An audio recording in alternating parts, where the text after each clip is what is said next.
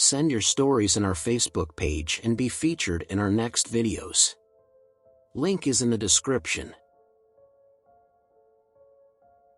I had always been fascinated by the supernatural, so when I heard about the old, decrepit hotel on the outskirts of town, I knew I had to spend a night there. It was a place shrouded in mystery and had a reputation for being haunted. The locals called it the Whispering Inn. As I stepped through the creaking double doors, I couldn't help but feel a shiver run down my spine. The lobby was dimly lit, and the wallpaper was peeling off the walls. A surly-looking man at the front desk handed me a rusty key and warned me, "Room 13. Good luck." Room 13 was at the end of a long, narrow corridor. The hallway seemed to stretch on forever, and the flickering light bulbs overhead cast eerie shadows.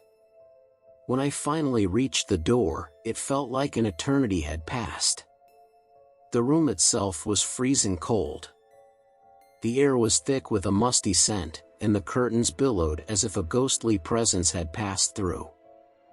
I brushed it off as my imagination playing tricks on me and tried to settle in. As night fell, I heard it, the faintest whisper, like someone softly calling my name. "Sarah," it said. I froze, my heart pounding in my chest. The voice sounded distant and pained. I knew I was alone in the room, but the voice continued, growing louder and more desperate. I couldn't ignore it any longer. I had to find the source of the voice. I followed the sound down the hallway and into a small, dusty library. The voice led me to an old, weathered book. As I opened it, the pages rustled as if being turned by invisible hands. The book told the tragic tale of a woman named Sarah who had once stayed in room 13. She had fallen in love with a man who had promised her eternal happiness. But he had betrayed her, leaving her heartbroken and alone.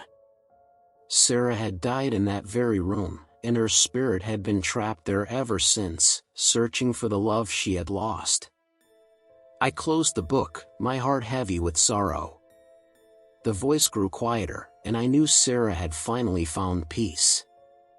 I returned to my room, the atmosphere no longer filled with a sense of foreboding. The night passed without any more disturbances, and I left the Whispering Inn the next morning with a sense of closure.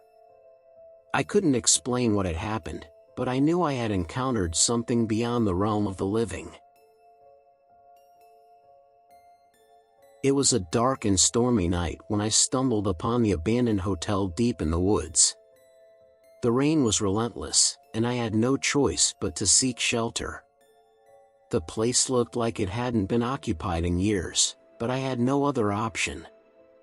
I pushed open the heavy wooden door, and it creaked loudly, echoing through the empty lobby.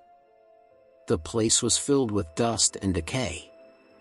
The faded wallpaper clung to the walls, and the once glorious chandelier hung crookedly from the ceiling. I ascended the grand staircase, my footsteps echoing through the empty halls.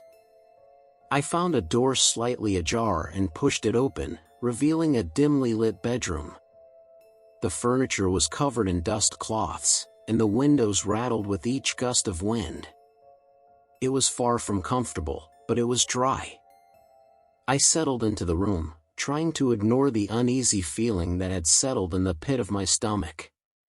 As I lay in the creaky bed, I heard a faint sound coming from the hallway, a child's laughter. My heart raced as I realized I was alone in this desolate place. I ventured into the hallway, my footsteps echoing in the silence.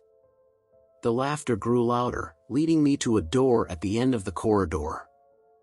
I pushed it open and gasped. The room was filled with toys, as if a child had been playing there just moments ago.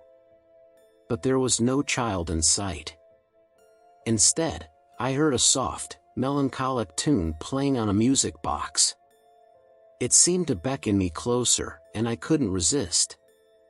The music box sat on an old, dusty dresser, its lid slowly opening and closing on its own. As I reached out to touch it, The room grew colder, and the laughter turned to sobs.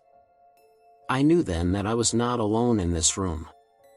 The spirit of a child, trapped in this forsaken place, was reaching out to me.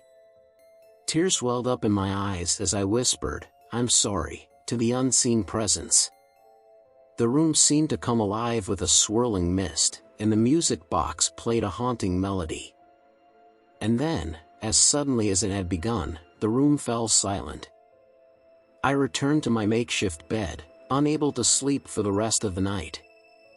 The next morning, the storm had passed, and I left the abandoned hotel behind, but the memory of the child's spirit would stay with me forever, a reminder of the haunting beauty of the unknown.